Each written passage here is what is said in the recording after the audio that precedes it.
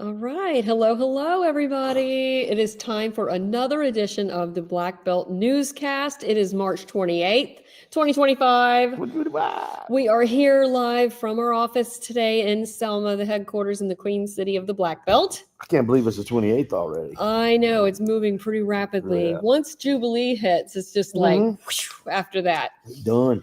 So we have a lot of headlines. I always like to say that our headlines come from blackbeltnewsnetwork.com. Yes, it do. And you want to visit that all the time to see what's going on in your market, in your area.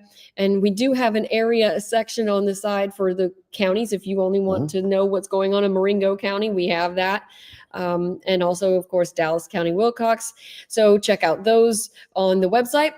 And also, you can get our daily newsletter at 3 o'clock every day. Thousands get our emails so that they know what's going on. And if they haven't had a chance to get to the site or see all the stuff we post on social media, then you can get it at 3 o'clock and click on the stories that you want to read from there. So that is a great way to keep up with everything we have going on. If you want to share your news, you can send us your news to news@blackbeltnewsnetwork.com. We can't be everywhere. That's what we always like to say is, we've got correspondence that, you can work for us and help us stay in touch with what's going on in the different communities since we're on the go a lot. And you can write. Yes. You can get video for us, or you can tell us about something we can go cover later and follow up on. So there's a bunch of options to get all the news covered everywhere. Yeah, I just had a question from a teacher the other day. Hey, do y'all cover education news? And yes, we do. I've got some information on a sneaker ball I want to share. And so I said, absolutely send it and send a video too if you'd like and some photos, and we'll get that news up as soon as possible. I'm also working on about to get our calendar live, a new calendar. And this calendar is going to have it broken down by each community, but also include giveaways. So if you need help, it will have food giveaways, the water filter giveaways, which I know there's one coming up in Uniontown. So one in Marion too. and Marion's got one too. So this is an important way. We want it to be a one-stop shop clearinghouse of things you need to know in the community. I have a different calendar in the system now. If you went to it now, the only real event on there is midget wrestling in Prattville. And that doesn't help you if you need help. So I am going to be making that calendar go live soon. Or like to watch midgets, I don't know. So anyway, we have so much going on that we want to launch, and we're always, when we start compiling our newscasts, is when we start realizing just how busy a week it has been. And it's like, well, let's just talk a little bit about it and tell everybody you have to read the details on blackbeltnewsnetwork.com. Yes, believe it or not, we actually plan what we're going to say before we go live. So it's like, I'll talk about this, you talk about that. Yeah. Can you help me out on this a little bit? Okay, good. Yes, and we do debate the order as well. So, all right. We have one centralized issue that is hitting the Black Belt right now that we're going to talk about in two stories. Yeah. And it is about mayors and councils getting along. Or commissions and cities getting along. Or commissions and cities getting along. Yeah, exactly. So let's start with Selma City and Mayor. We just got, yes, and you can make comments, you guys, while we're live, and if you have questions while you're listening, I can see the comments. All right. So Selma, the mayor had a press conference yesterday. Yes, he did. Yes, and he was talking about how he thinks he has contract abilities and that the council does not. You attended this. I did, and basically what the mayor was saying was that this particular judgment for it was a lawsuit between a person providing a service to the city or a company and the city, and the lawsuit, the mayor decided that this person did not deserve to be paid for whatever his reasons were, and the person and the company sued the mayor and the treasurer, and the judge basically said there's not enough evidence on the company's part to say, okay, I'm gonna make you pay. So The mayor claims it as a win and said this means that I have the power to make and control these contracts. The city council, in essence, is saying, well, we have a say in it as well. So this, once again, Selma has has had a problem with the council and the mayor actually getting along for quite a long time. The entire Yeah, this is not just this administration. administration And either. It goes the back. administration before as well. Yes. Now that we actually were talking about this before we Mhm. went live about Demopolis setup Yeah, it's different. is different. So the mayor sits at the dais with the council and Mhm. gets an equal vote in that city. Makes you wonder if maybe that setup would be more advantageous in Selma. That'd be an interesting study. But what does need to happen is our leadership on both the executive and the administrative branch need to get together. Not administrative, what they call it, legislative. Need to get to, is that right? Anyway, they need to get together and decide, how they can work together, because it will hold our cities back when the different branches of government don't work together. Because another issue that came up during the week was the Selma fire chief retired, and they did a ceremony for him Tuesday. And he has mentioned on his way out that the council has not and mayor have not promoted anyone within the department. Oh, yeah. And who gets the right to do the promotions within the department, because the council actually appoints who leads the fire department, but they don't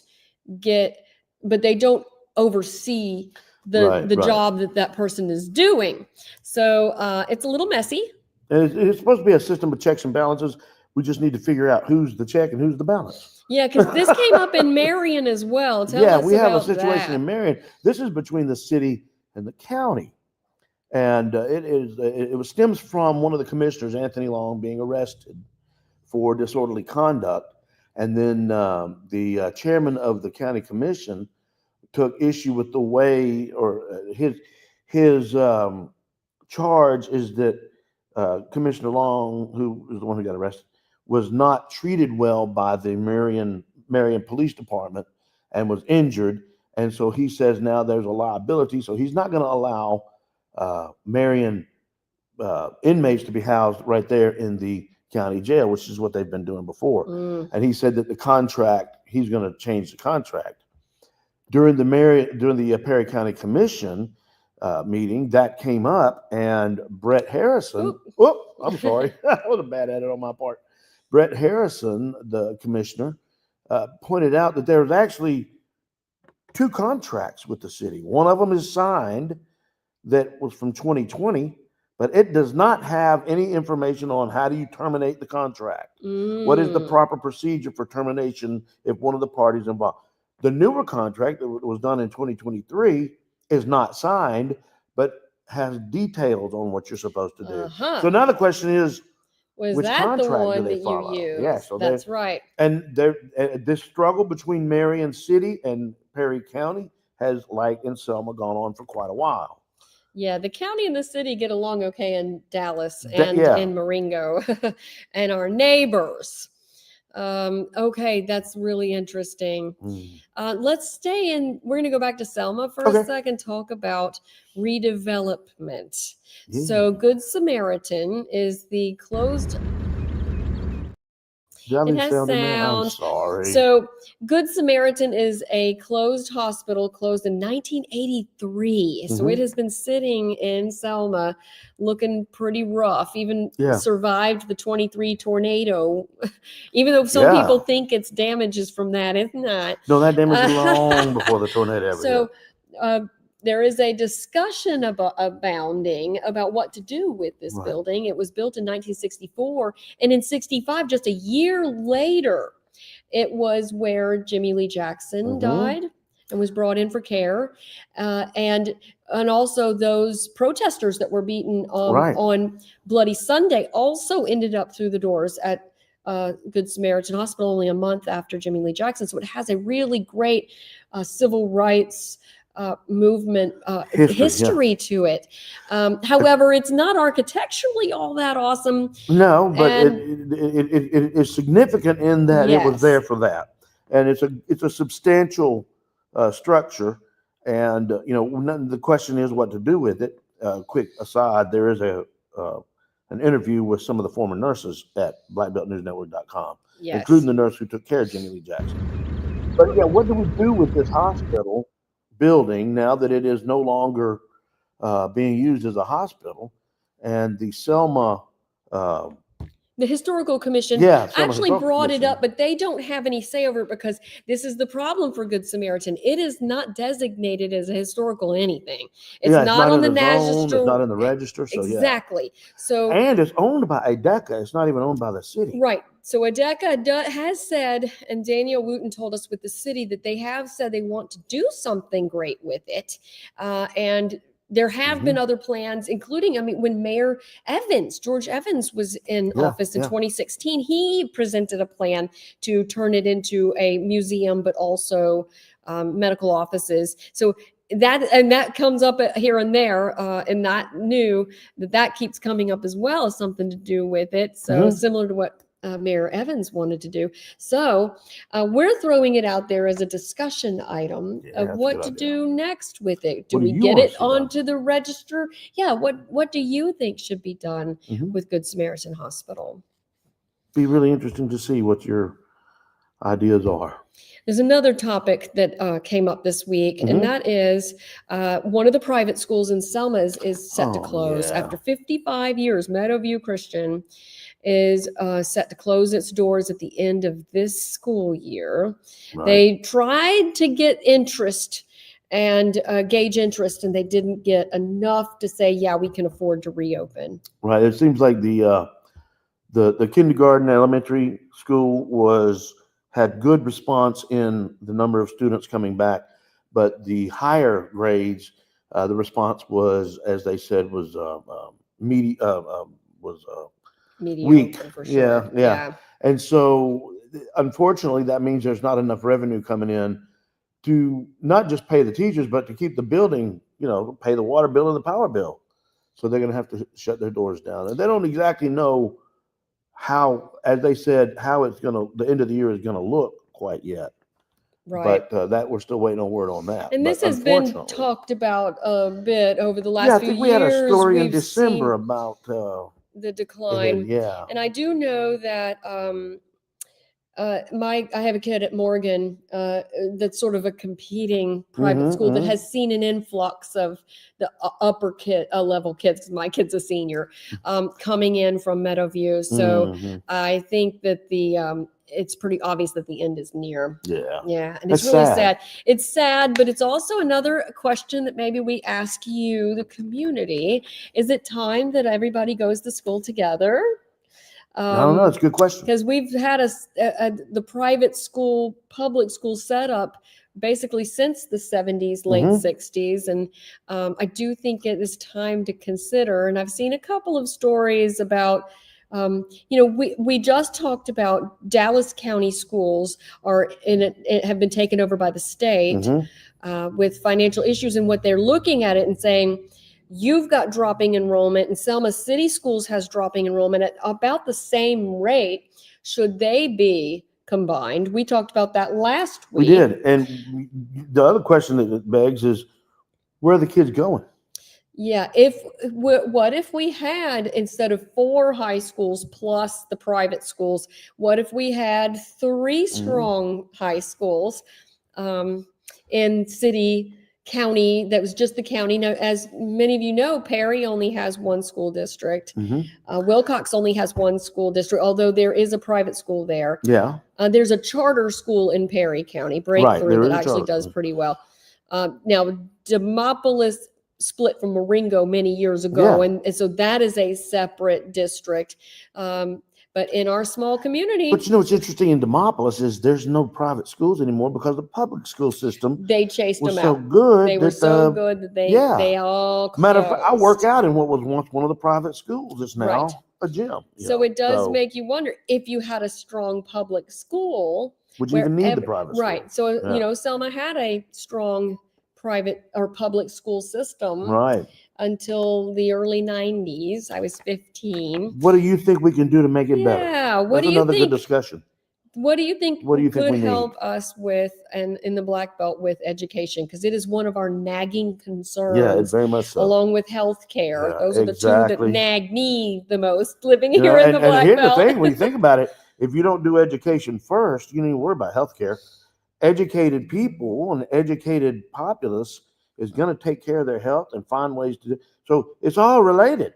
You know, I'm going to Education's skip the the basis for story that we everything. were going to do next and go ahead and do the one after that, which is the river pitch competition, because, as you said with education, it is important to have, because business grows when you have a that's a good higher point. education level. And at the river pitch competition in the University of Alabama School of Business, Culver House School of Business, Yeah. actually put this on. Let me go find it. Here we go.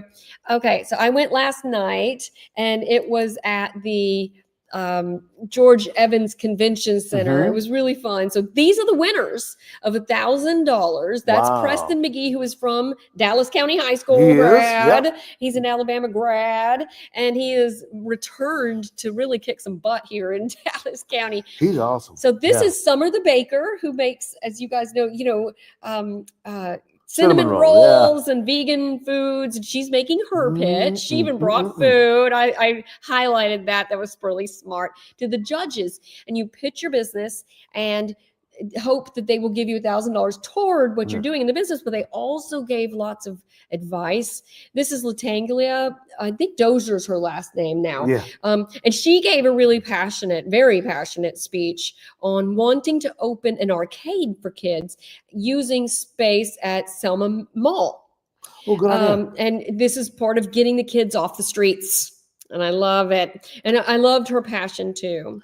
You know, that's Commissioner Williams. It is his daughter. And she She's a does some wonderful amazing person. things She's with an amazing person. nonprofit things. She's a go-getter, and she looks sharp whole family. too. Yeah, she I does. loved her outfit. See, there's Preston giving Mhm. now these red shirts. Actually, they came from Perry County. Oh, wow. They're with Choice. And yeah. Amifa Butler, I love Amifa, one of my yeah. favorite people, was She's there doing great last night. I things got for to say folks, too. hi. She does Yeah. amazing things there too. Yeah, Amifa. So this is teenagers, and Right. the Foot Soldiers Park brought their youth advisors, and they Mhm. had 3 that pitched. And Teen Tech Center, the Best Buy Teen Tech Center. Oh, yeah. Yes, Letty and Yeah. my crew over there, they brought a bunch of teenagers that also pitched. And it was so fun to hear their ideas that are so innovative.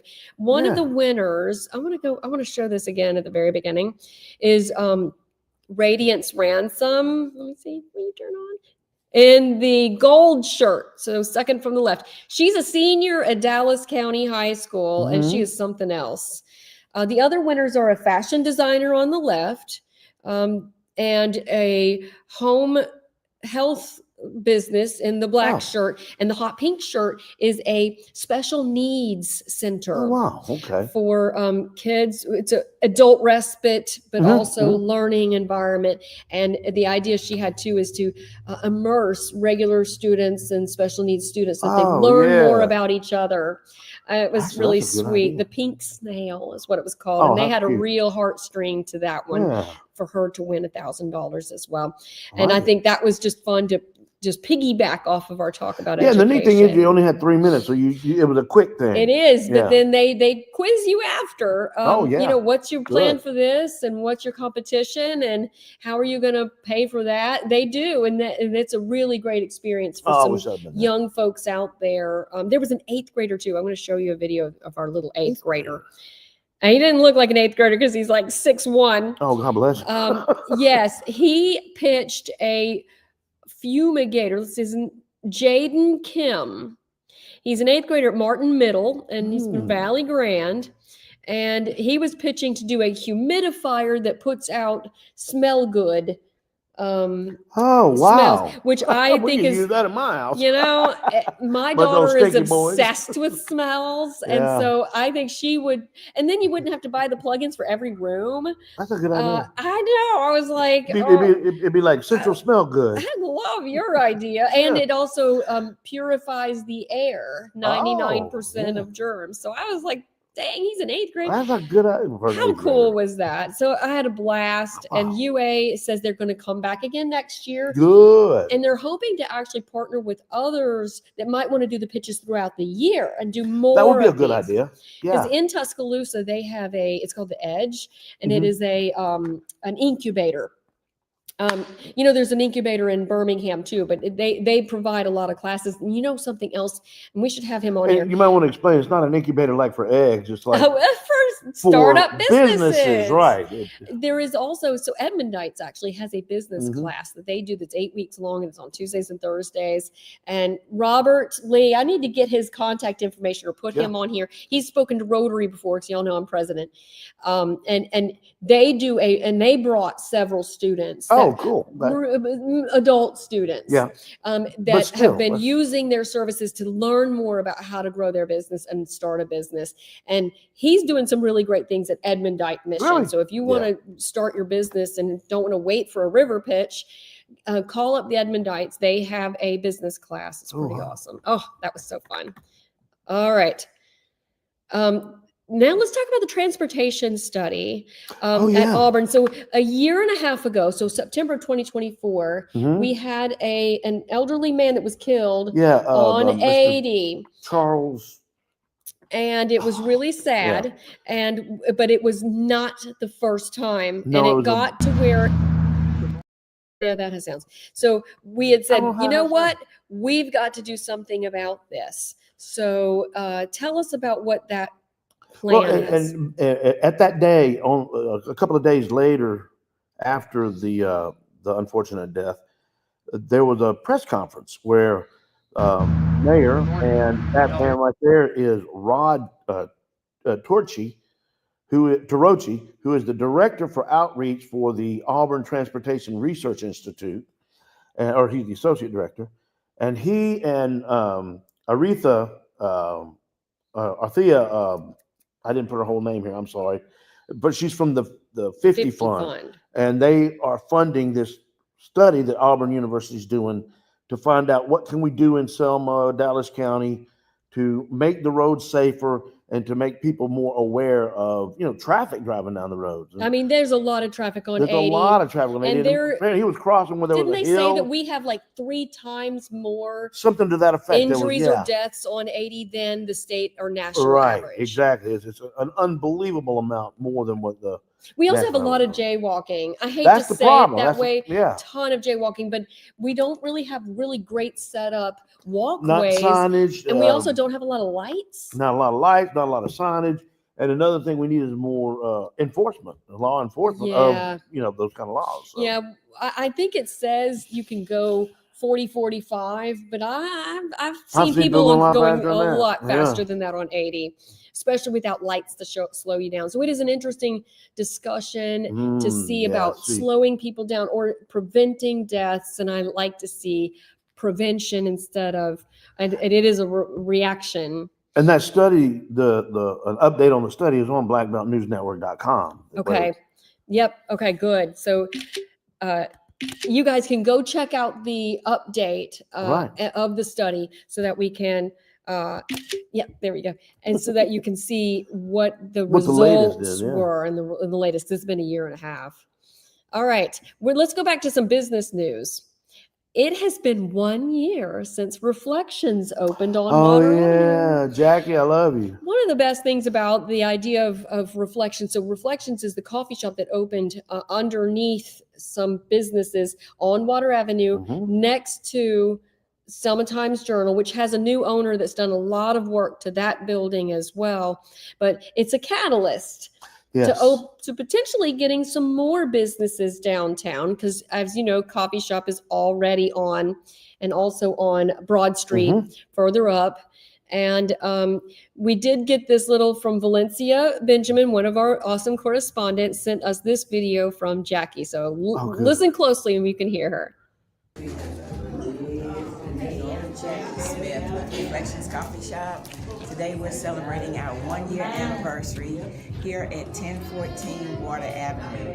We've had a day filled with fun activities. We started this morning with free coffee from 8 until 9. Then we played coffee bingo, where we had a community style bingo, gave a lot of coffee prizes away, and we moved right on into a hot plated lunch of chicken spaghetti with a salad and a roll, and we surprised everybody with our homemade banana pudding.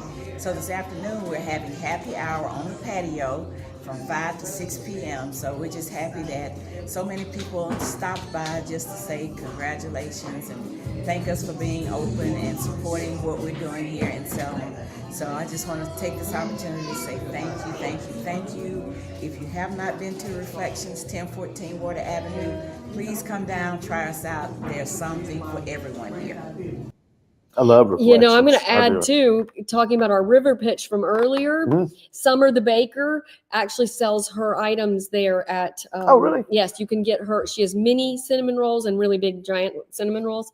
So, and so that's businesses doing business together, because Summer doesn't have her own storefront. Well, and Jackie uses Revival Coffee, which is also local. That's all she uses, and it's good. I love the passion behind doing that. You know, on her little fireplace is the story that we wrote when she first opened. All right. I love it. I love Jackie. I'm going to throw in another. Okay, no, I've got the City Council Awards.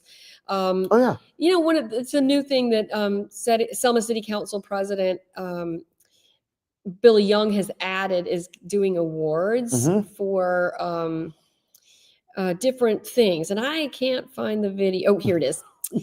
And it is for, so he gave one to Albert Southall for his work in the community. There was an award to Kenta Fulford for public safety. Right. There was one to the police chief. So the police chief that retired was also honored. John Grayson, the business owner, we talked about him last week and how he got a SBA award. Right. The same one that Jackie got last year before. No, I think it's a different one, because I think John's was for his contributions to people in need after storms. I don't know. It wasn't a small business award like hers was, but it's a Phoenix award. So that part's the same. Maybe it's just for different reasons, but it's a Phoenix award. See, there's Police Chief Fulford. So that was really neat to get to see these awards that the council likes to give. And also this is from Valencia Benjamin as well. All right. Our correspondent. She attends these anyway, so she gets videos and gives us information. So you can do the same thing. You can do the same if you're, thing. Especially in some of these other cities that are in the outlying area that we can't always get to. Now, she sent this one too.